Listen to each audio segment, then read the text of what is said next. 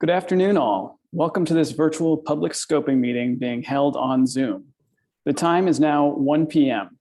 and we will start this meeting session. Please note that this session is being recorded. My name is Christopher Dunn. I'm from Highland Planning, and I will be the facilitator for this scoping meeting being conducted by the Niagara Frontier Transit Metro Systems Incorporated, or Metro.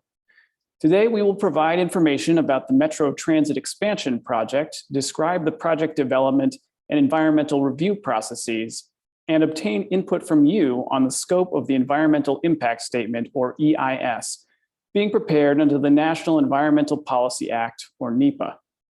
Translation services were made available upon request for this meeting, and American Sign Language, or ASL interpretation, will be provided live throughout the proceedings. As I mentioned, this meeting is being recorded and transcribed. A recording will be posted and available for viewing on the project website.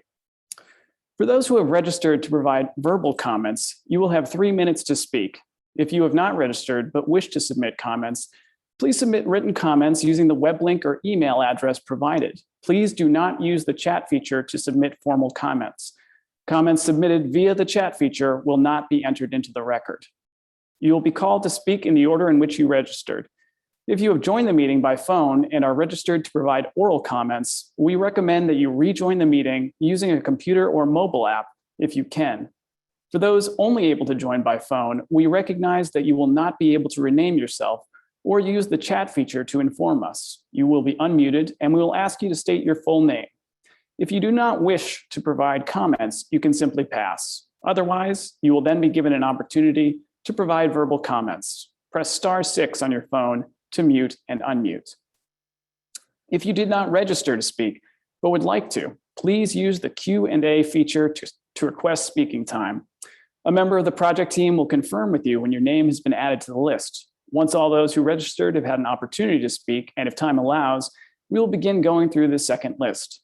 As with pre-registered speakers, you will have 3 minutes to deliver your comments. You will be unmuted and asked to state your full name. This scoping meeting is for making comments only and is not a question and answer forum. It is an opportunity for you to present your views so that NFTA can consider them in making its final determinations. While this is not a question and answer session, if you have questions, you can submit them along with other comments, and they will be considered and included in the public record. Questions and comments will be transcribed and incorporated into the final scoping report, which will be released on the website for public record. Please note, all comments, regardless of whether they were delivered verbally or by writing, will be considered equally. Again, to be entered into the record, written comments must be submitted via the website, email address, or mailing address provided, and not in the chat or Q&A feature. For those who have not participated in a Zoom webinar meeting, all participants are muted for the duration of the meeting until we open up the oral comment period for those who have registered to speak. All participants will also not be on video. If you are experiencing technical difficulties and require assistance, there are 2 icons on Zoom that allow you to request assistance at any time throughout the meeting, the chat icon and the Q&A icon. Please utilize either icon to request assistance. If you would like to change the Zoom layout during the presentation, please go to the upper right-hand corner and scroll through the various layouts for your choice. If you are using the mobile app, please use the Q&A feature to request speaking time. As stated before, a member of the project team will confirm with you when your name has been added to the list. When your name is called, press *6 to unmute. Please visit the project website for additional information about this project and the environmental review process, including project materials and NFTA contact information should you have additional questions or comments. Written comments will be accepted by NFTA until Thursday, October 14th, 2021 at 4 p.m. All comments received prior to that time will be made part of NFTA's record of this proceeding and will have the same weight as if spoken at this scoping meeting. However, comments received after Thursday, October 14th, 2021 at 4 p.m. will not be considered. We will now introduce Jeff Amplement, NFTA's project manager, to initiate the scoping meeting presentation. Good afternoon. I am Jeff Amplement, NFTA's project manager for this project. We want to thank you for participating in the scoping meeting and look forward to your questions and comments. Today, we will be presenting an overview of the project, what has changed since our last public outreach efforts, explain what the scoping process is, the environmental process and purpose and need for this project, as well as the 2 build alternatives that will be evaluated within the NEPA environmental process. We will also highlight the project schedule and how you can be involved in the project and provide comments and questions. With us today are representatives from the Federal Transit Administration, as well as our consultant team. I'd now like to invite our FTA partners to provide a few introductory comments. Good afternoon, all. My name is James Gavaya. Jeff, thank you very much for the introduction. My name is James Gavaya from the Federal Transit Administration. The echo is not, I just saw that in the chat. I believe I'm joined also with one of my colleagues, Mrs. Zoma Neku. Zoma, I don't know if you can come on video just so we can acknowledge you. Okay, just hang on. Let me look for my video.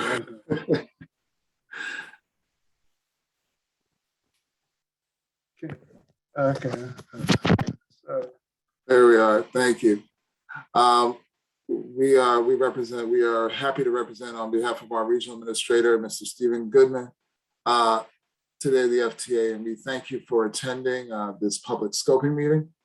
As was shared, our goal along with NFTA is to really hear what you have to say once the presentation is shared with you, and to hear what your comments are. Again, this is not a Q&A session, but we can assure you on behalf of the FTA, in developing the documents that under NEPA with the NFTA, all comments will be considered. So we look forward to a robust meeting with the presentation and hearing your comments. At this time, with nothing else, Jeff, I will turn it back over to you and thank you for the opportunity to let us share. Absolutely. Thank you, James and Uzoma. I'd now like to turn it over to Scott Seibert with WSP, our consultant, who is leading the efforts in completing the scoping process and the NEPA process. All right, thank you, Jeff. Welcome again. My name is Scott Seibert with WSP. We appreciate you taking time out of your day to participate in the scoping meeting. As Jeff mentioned, we'll be providing an update to the proposed project and walk you through the scoping process. The format of the scoping meeting is to present the intent of the proposed project, the scoping process, the build alternatives that are under consideration, and the NEPA process and overall schedule. Again, all comments and questions will be considered equally and will be incorporated into the final scoping report, along with responses at that time. The NFTA Metro Transit Expansion Project is a transit expansion of the existing Metro Rail service from University Station through Tonawanda and Amherst. The project is a 7-mile transit expansion, including 10 dedicated stations and 2 park and rides. The major goal of the project is to improve regional job access and sustainability and reliability. Since 1960, NFTA has been planning for a 14-mile rapid transit project to serve downtown Buffalo to Amherst. Metro and the Greater Buffalo Niagara Regional Transit Council, GBNRTC, initiated the project's alternatives analysis, known as an AA, in the fall of 2012. The overall goal of the AA was to evaluate a range of high-quality transit service alternatives to improve transit access between key activity centers in Buffalo and Amherst, and also identify recommended locally preferred alternatives, known as an LPA, and enable GBNRTC to adopt the LPA as part of the officially constrained portion of the long-range transportation plan. 36 alternatives were identified as part of the AA process. The alternatives evaluate 4 modes: light rail transit, bus rapid transit, preferential bus, and enhanced bus, along 3 main alignments: Niagara Falls Boulevard, Bailey Avenue, and Millersport Highway. Metro recommended the Niagara Falls Boulevard light rail alternative as the LPA.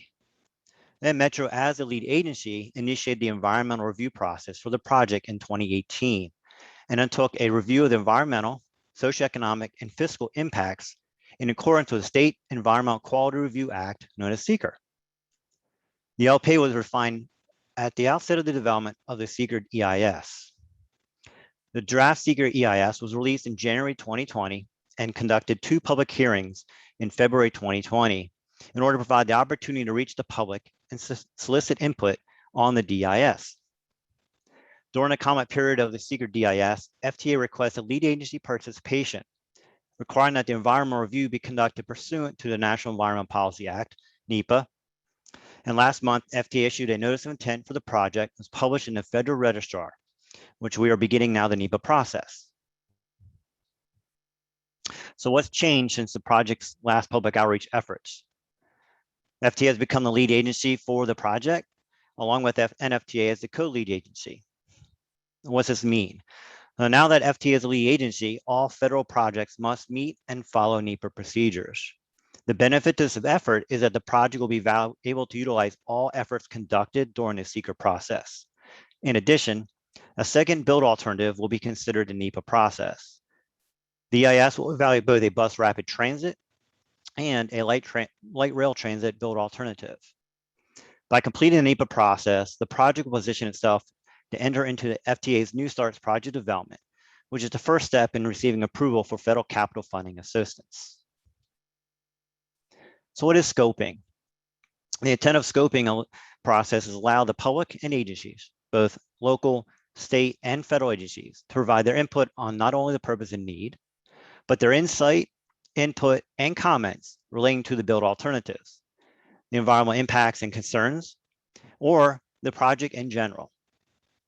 It is initiation of the NEPA process and helps identify environmental concerns early in the process to ensure that through the NEPA process, they are evaluated and addressed. And comments received during the seeker scoping meeting held in January 2019 or incorporated into the seeker DIS that was published back in January 2020. Those findings of the seeker DIS, the written and oral comments received during the seeker public hearings, and comments received during the DIS document comment period that ended back in March 24 in 2020 will inform the development of our new draft EIS per NEPA. So comments on the scoping report are highly encouraged throughout the various platforms. As mentioned at the outset of the meeting, public attendees have multiple platforms to provide comments. There's an opportunity for those who signed up prior to the meeting to vocally provide their comments and questions. And if time's allowed at the end of the meeting, open up for additional verbal comments for those who sign up during the meeting. All comments received in any method will be equally weighted and accounted for. Comments are appreciated through the various platforms, either on the project website, www.nfta-metrotransitexpansion.com, or through the project email address, transitexpansion@nfta.com, or via mail. Again, comments are welcome until 4 p.m. on Thursday, October 14th at 2021. And that time, a final scoping report will be developed, summarizing all comments received during the scoping public comment period. During the meeting, the team will only be presenting the scoping process and not providing responses. Our responses to comments and questions will be included in the final scoping report that will be released to the public via the project website upon review by FTA. The draft scoping report is currently available on the project website for your review. The initial step of the environmental review process is issuing the notice of intent for this project. The notice of intent is the formal federal announcement that FTA and NFTA intend to prepare an environmental impact statement. The next step in developing a scope report and then conducting scope meetings, which we are doing today, to solicit comments from the public and agencies on potential environmental and physical impacts that need to be evaluated. Through the evaluation process, the draft EIS will evaluate the potential effects of both the build alternatives on the environmental and identify mitigation measures to avoid or reduce adverse effects. Once the DIS is completed, there'll be another opportunity to comment during the public hearing on the results and mitigation measures. So the project purpose is to link established and emerging activity centers along the existing Metro Rail line in Buffalo with existing and emerging activity centers in both Amherst and Tonawanda, and provide a fast, reliable, safe, and convenient transit ride. The project would also improve livability by increasing mobility and accessibility in communities throughout the region. The project's need is to serve both existing and future rider demand, provide high-quality regional transit service, and improve service for the transit-dependent population. Throughout the EIS, the project will be evaluating two build alternatives, a bus rapid transit alternative and a light rail alternative. The project is intended for both transit modes to provide fast and reliable service within a dedicated guideway. And both build alternatives will be utilizing the same alignment for majority of the corridor. They're both a 7-mile extension from UB South Campus to about the I-90 Audubon Parkway interchange with 10 stations and 2 parking rides. And each build alternative would include an overnight storage facility.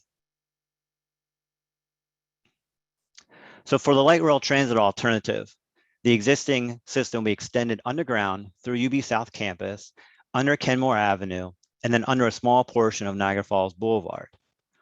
Near Kenilworth Avenue on Niagara Falls Boulevard, the light rail alignment will then exit a portal and operate a dedicated median along Niagara Falls Boulevard to Maple Road.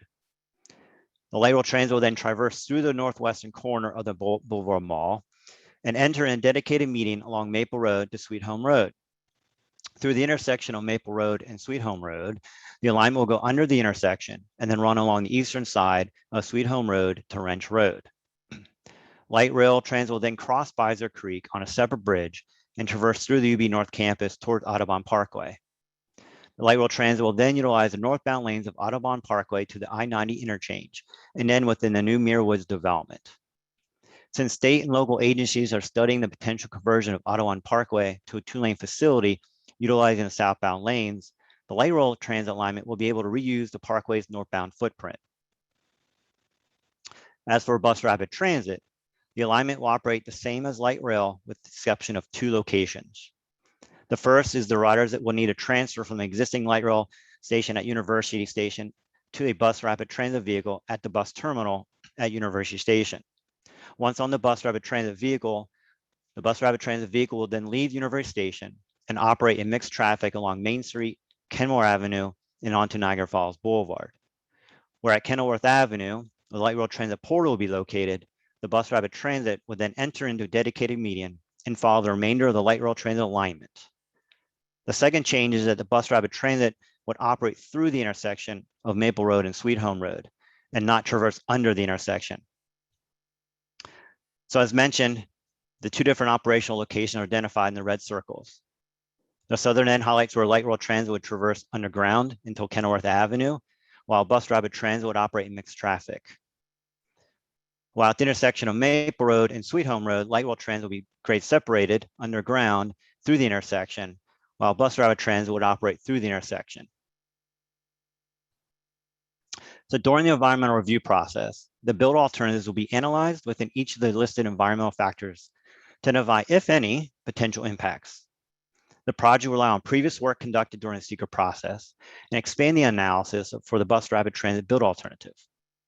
As was conducted in the secret process, the project will also evaluate traffic operations for both the bus rapid and light rail transit mode, conduct conceptual design plans for bus rapid transit to identify potential right-of-way needs, and then conduct wetland delineations within a study corridor and evaluate noise impacts on the bus rapid transit alternative as well.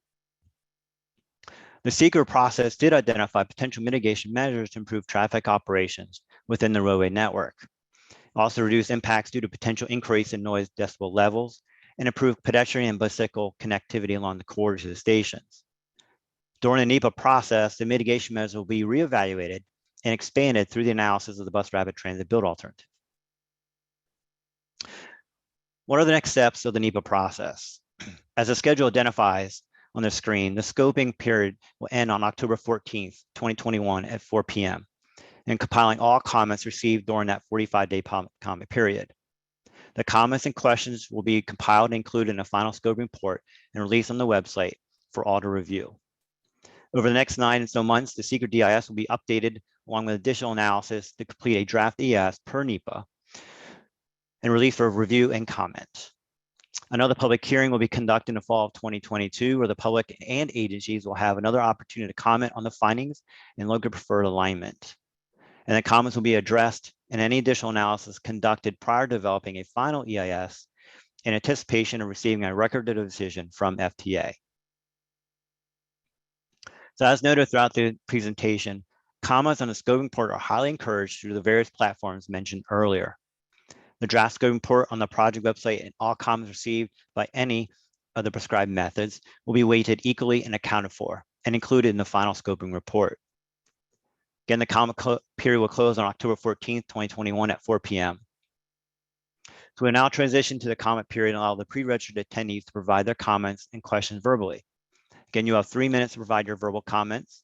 And please note that all comments are recorded and transcribed by the project team and will not provide a response to your questions or comments. Rather, response will be found in the final scoping report to be issued at a later date. Attendees are also able to provide comments using web link and emails address if provided. We thank you for your time and interest in the project. And at this time, I'll transition over to Highland Planning to open up the public comment period. I appreciate the time, I appreciate your interest in this project, and have a great day. Thank you, Scott. Please listen to the following information about today's scoping meeting. To make oral comments, pre-registration was requested. A registration link and detailed instructions for participation in the virtual scoping meeting was provided in public notifications for this meeting and was made available on the project website. Currently, we have 14 speakers registered. Each speaker will be provided up to 3 minutes to speak during this section of the scoping meeting. I will be keeping time and will jump in when your time is up. Please listen for your name to be announced when it is your turn to speak. As mentioned, written comments will be accepted via the web link, email address, and mailing address provided until 4 p.m. on Thursday, October 14th. Finally, please identify whether you are representing any organizations, government agencies, or municipalities in the delivery of your public comments.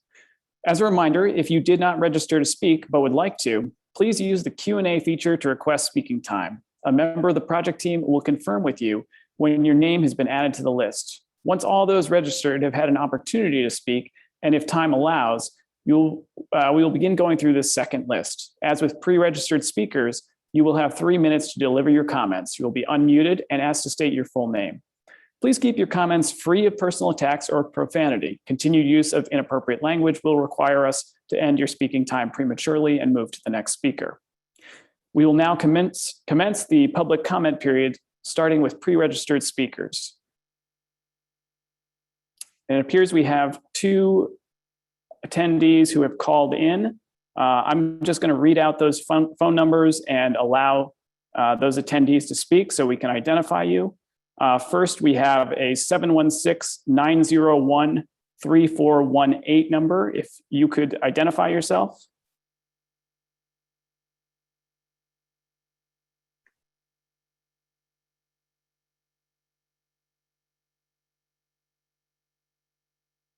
Okay, we're just waiting here. Hello? Yep, we can hear you. Okay. I really didn't want to comment. That's completely fine. Okay. And your name? Debbie? Okay, great. Thank you, Debbie. And the second phone number we have is 716-949-7395. If you could just let us know your name and if you're interested in commenting.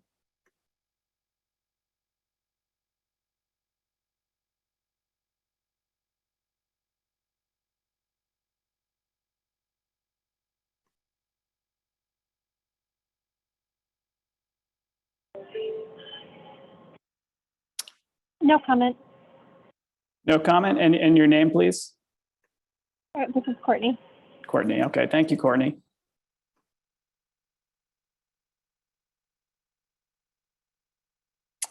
Okay, so we'll move to our registered speakers. Our first registered speaker is Elizabeth Giles. Elizabeth, you will have 3 minutes to speak. And I would advise you just to repeat your name at the beginning of your speaking time, and please spell it for the record.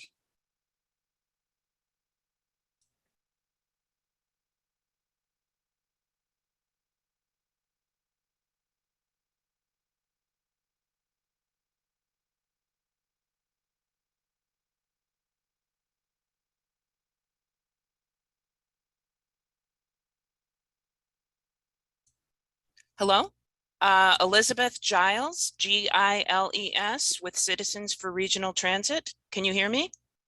Yes, we can hear you. Okay. We are all witness to the unequivocal climate catastrophe unfolding before our eyes in California, New Orleans, Tennessee, and New York City this summer alone due to excessive greenhouse gas emissions. Because of these emissions, or because they come from the transportation sector mostly, and within that sector, mostly from cars, we must find ways to reduce vehicle miles traveled by cars and find ways to move more people more efficiently over distances with less energy and carbon expended.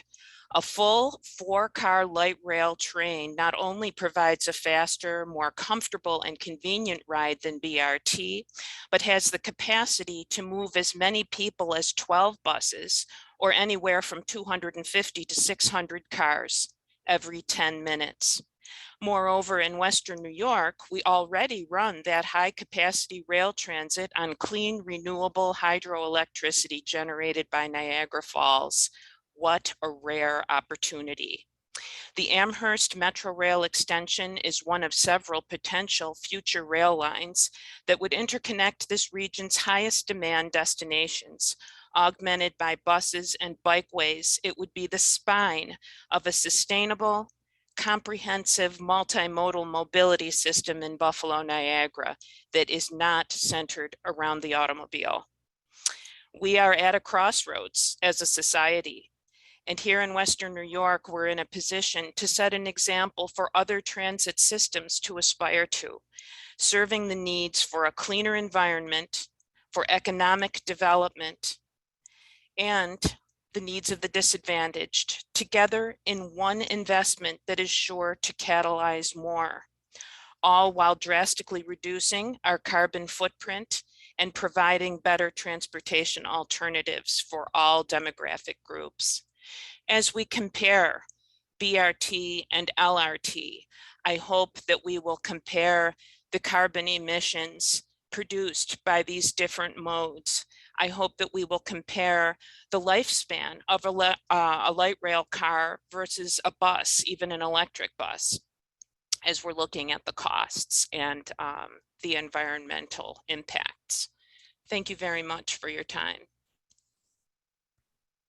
Great. Thank you for your comments, Elizabeth. We will now move to our next speaker. Our next speaker is Matt Walter. Matt, are you with us? I do not see Mr. Walter in our list here. We'll move on to our next speaker, Joseph Lane. Looks like Mr. Lane is with us. Mr. Lane, you'll have 3 minutes to speak, and please just repeat your first and last name and spell them for us. Yes, good afternoon, and thank you for the opportunity to comment. My name is Joseph Lane, L-A-N-E. As a resident of the Audubon community and a UB employee, I have previously objected to the Metro Light Rail extension to the 2 stations beyond UB North Campus due to the added cost to reach a relatively sparse corridor and the additional transit time per train for riders on the remainder of the route. I also remain concerned about and object to the negative noise and vibration impacts along the entire above ground line for the rail, including the significant noise and vibration impacts to my own Walton Woods area within the Audubon community, as the prior NFTA study has shown. Now that the federal government has returned the NFTA's proposal for rail, asking to consider the bus rapid transit, the key issue to remember when considering the 2 options is each mode to its best use. That is, which option is more cost-effective and efficient to build and operate over the proposed extension, and which is more service-effective and efficient for the population to be served with the fewest negative impacts. Light rail offers large capacity per vehicle, but extension to suburbs from urban core is almost by definition going from higher capacity to lower capacity, so rapid bus may be a better option. Bus rapid transit offers more flexibility and frequency of vehicles. Will Metro users rather wait 12 to 15 minutes on an open air platform waiting for the next rail train, or wait 3 to 4 minutes on the open air platform waiting for the next rapid bus, especially in the winter? Long light rail is projected to require 8 to 10 years to build out. My understanding is that a bus rapid transit could be operational for the community sooner, perhaps half the time. Serving the community sooner rather than later is its own public benefit. I also understand that bus rapid transit costs less per mile to build and operate. If so, bus provides NFTA with more financial options to expand services to other corridors like the airport and the South Towns. Finally, I believe that the surface bus system will demonstrate significantly reduced noise and vibration impacts during the future analyses on all the communities along the entire proposed transit line. Given the extended operating hours from early morning until late at night, this should be among the most significant factors to consider as they have the greatest effect on our quality of life. Our Amherst supervisor has his master's degree from UB in urban and regional planning, knows a thing or two about this topic, and he has advocated bus rapid transit as an option to light rail. I certainly favor the bus rapid transit option over the light rail option for the reasons cited here. Thank you for considering these comments. Thank you for your comments, Mr. Lane. We'll now move on to our next speaker, Matthew Sutton. Mr. Sutton, again, you will have 3 minutes to speak. And if you could just repeat your first and last name and spell them for us, that would be great. Thank you.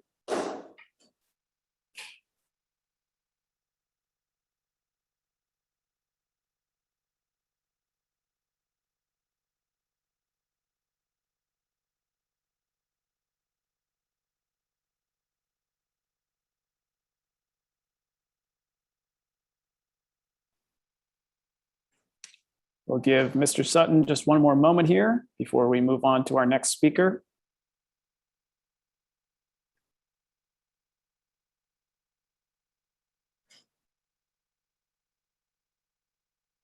Okay, Mr. Sutton does not appear to be with us at the moment. We will move on to our next speaker. Mr. Joe Herzig is our next speaker. He does not appear to be in attendance. We'll move on to Mr. Steinberg. Mr. Steinberg, again, you will have 3 minutes. Please repeat your first and last name and spell them for us. My first name is Stephen, Stephen. My last name is Steinberg, Steinberg.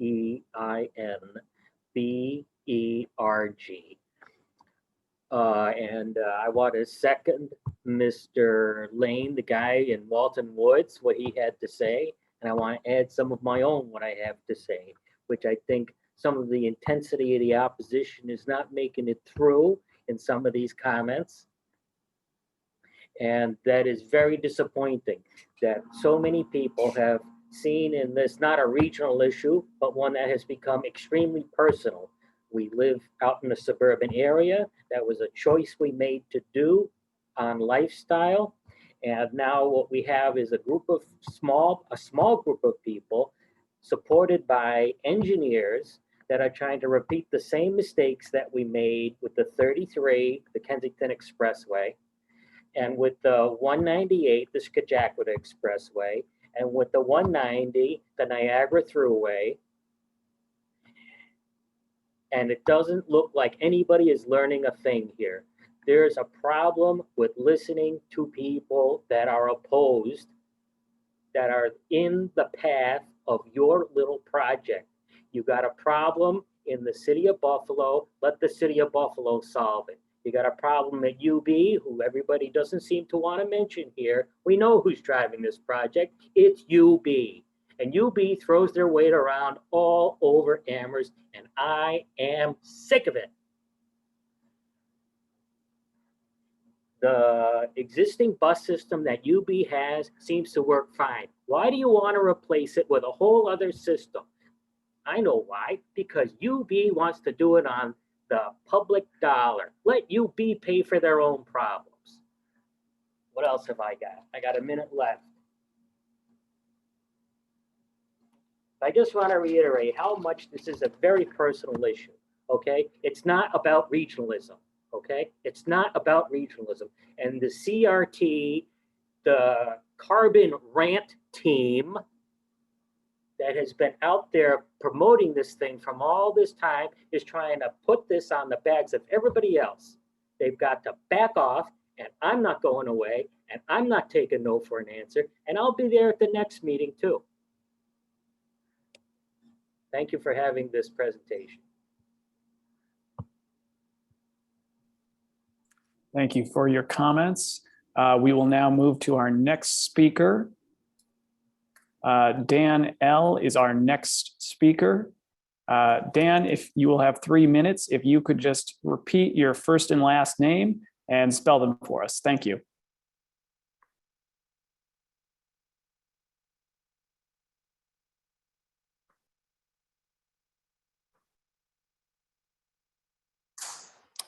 We'll give Dan just a moment here to join us. I see he is in attendance and he is one of our registered speakers.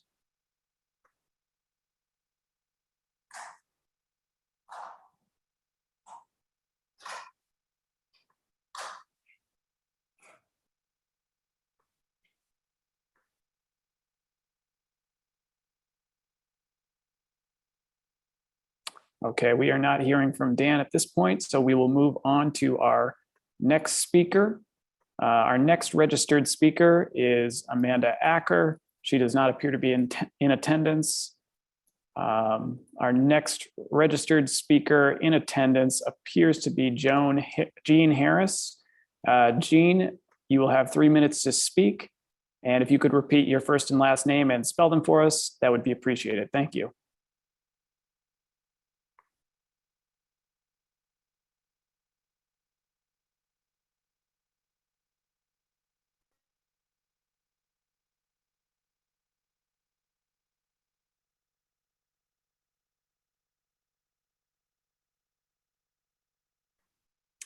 We'll give Jean just another moment here.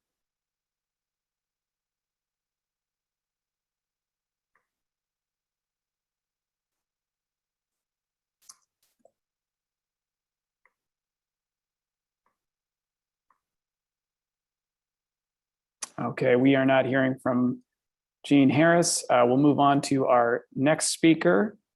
Our next registered speaker is Robert Schober.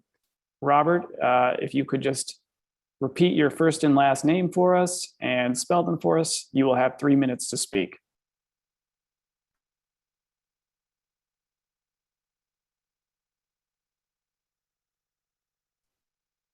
Can you hear me? Yes, we can hear you. My name is Robert Schober, last name Schober.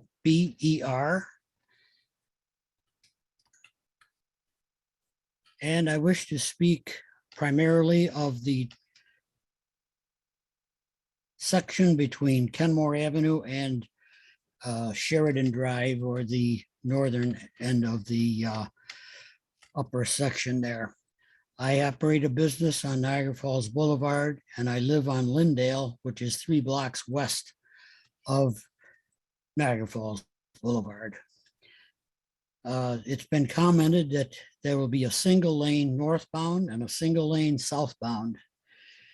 Anyone that observes traffic on Niagara Falls Boulevard during many peak times, all 4 lanes are relatively full, and I really question how a single lane in each direction can possibly handle that, especially in the morning rush hour and the evening rush hour. In addition to that, this provides limited access to the residents on the Amherst side if they are proceeding southbound to cross over into their driveways, and northbound for the Town of Tonawanda residents, as they'll only be able to cross over at the streets, as I see it on the outline that has been shown previously. I do not live on that boulevard section, but I question the distance from the house to the tracks, or where the vehicles, cars will be running with the vibration and noise. I would think that would be objectionable. I do not represent officially the Kenilworth Fire District. I am a previous chief and officer and a longtime member, but we use the Niagara Falls northbound lanes to access a large portion of the fire district. It is unknown as to how that might affect the operations that we might have there.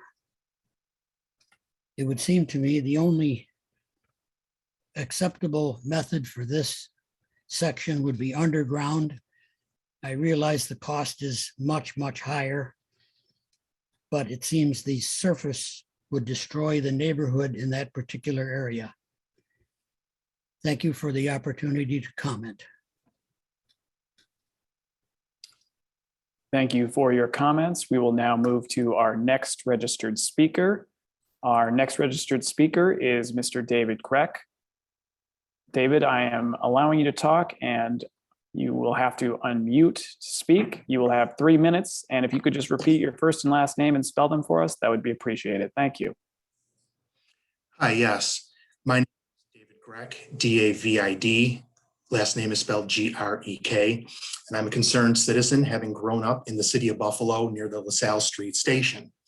I grew up in the 80s and 90s. At that point in time, all of the debris that was blasted from underground to create LaSalle Street Station was dumped in McCarthy Park, right at the end of the street where I grew up. There were piles of stone, rubble, mud that were set aside and impacted us and were not rectified for over 25 years. So obviously I have concerns that NFTA or the government in general will do what's right for its citizens in terms of creation of these subway stations. In addition to the blasting, it should be noted that the Western New York area is very heavy with radon gases. If there are underground trains at all, we're going to be releasing poisonous gases into the environment. And what are the other environmental impacts that we have to be concerned with?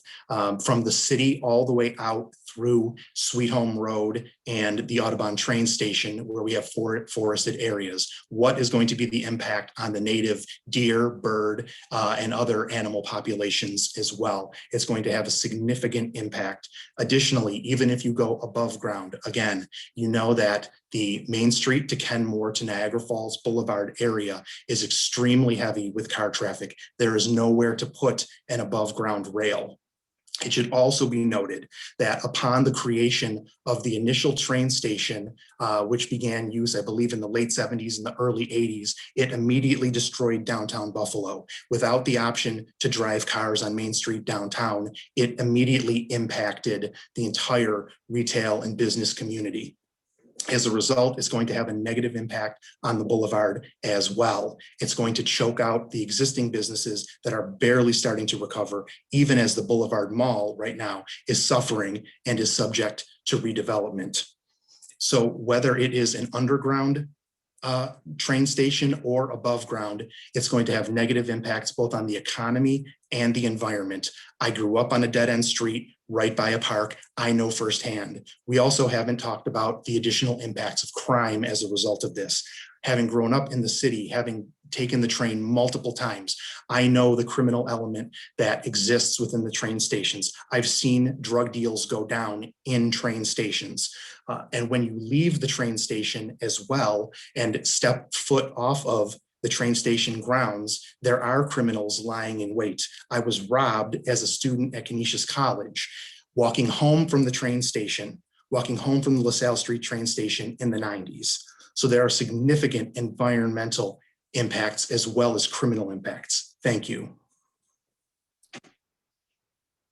Thank you for your comments. We will now move to our last registered speaker, Jean Vinal. Jean, I'm going to allow you to speak, and you will be unmuted. You can unmute yourself. And then if you could just repeat your first and last name and spell them for us, that would be appreciated. Thank you. Thank you. My name is Jean Vinal. It's Jeanne.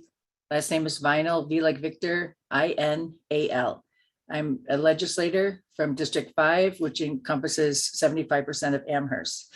And I wanted to recognize the prior speakers, Elizabeth Giles from the Transit Riders United for all the good work they do, and recognize Joseph Lane from the Audubon Community Center for all the work that they do. I'm echoing some of his comments as well as the other speakers. Our public transportation is vital to our area, and the purpose of it should be remembered in this project is to allow our neighbors to enter into the workforce, to continue in the workforce. It's to allow access to education, including higher education. It's allow access to the economy, recreation, healthcare, and for all our neighbors, including those who can't drive or don't wish to drive. And also the purpose of why we invest in public transportation is to grow our economy and to promote safety and to help our environment by reducing negative emissions from alternatives. And it's also in part to provide good union jobs to our community, including for the members of the Amalgamated Transit Union. This project has been considered for such a long time, and the cost is so substantial. And then since the time it first considered, there's been so much change. There's a movement to electric vehicles. So therefore, the need for this as stopping emissions is no longer there. There's also been a change since we first started this in the location of retail and schools and jobs. And in COVID, there's a change now due to COVID with the fragility of locally owned businesses, which was mentioned earlier, and a change related to the rider fear of enclosed locations. There's concerns about, my main concern and those of many constituents is the lack of flexibility with either of the two projects that involve the train. Lack of flexibility, and that it permanently interferes with intersections. We have, our city is divided, was designed on that spoke system, and we've lost our circle transportation that joins those spokes, that goes from Amherst down Transit and those types of places.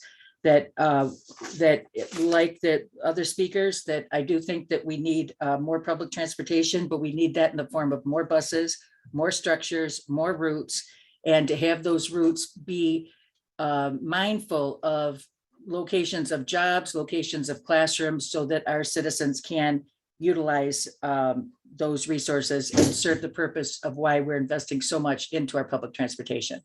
And I thank you for the comments and for the people that spoke earlier, and for your work on this project. Thanks very much. Thank you for your comments. We have now reached the end of the list of registered speakers. We will turn to those speakers who have registered during the meeting. Our first and potentially only speaker is Mr. James Lewis. Mr. Lewis, I'm allowing you to talk, and I'm asking you to unmute. And if you could just repeat your name for the record and spell it for us, you will have 3 minutes to speak. Thank you. Good afternoon, and thank you. My name's Jim Lewis, L-O-U-I-S. I live in the town of Tonawanda by the Ellicott Creek Park area. I am looking forward to having some style of extended system coming out here. I have over 40 plus years in the transportation area. I have gone to places and worked with people in Boston, Newark, Philadelphia, New York, DC. Have used all the transportation systems that they have there. I think one of the things that we lose here by being in the suburbs is that loss of not having some type of reliable transportation.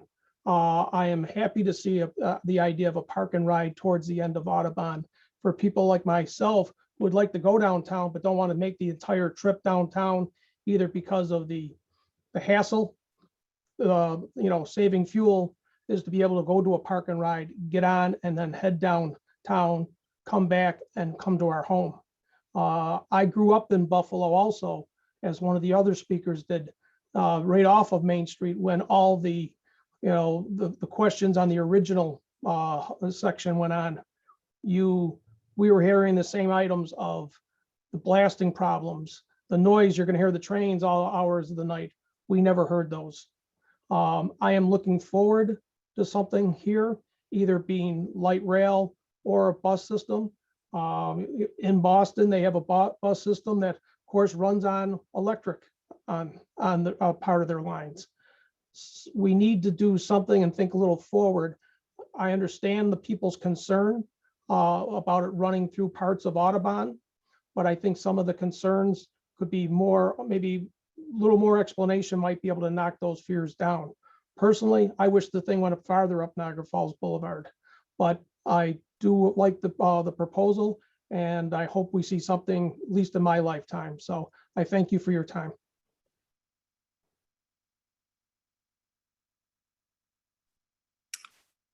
Thank you for your comments. At this time, we have no more registered speakers. We will leave this session open until 2:30 p.m. So if additional comments, if attendees wish to register additional comments, you may do so. As a reminder, the next session of the scoping meeting will be held on September 15th, 2021 at 6:30 p.m. Here on Zoom once again. As previously stated, the public comment period remains open for submission of written comments through October 14th, 2021 at 4 p.m.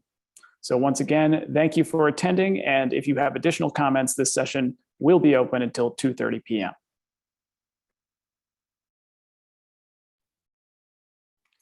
As there are no remaining speakers and the time is now 2:30 p.m., this session of the scoping meeting is now closed.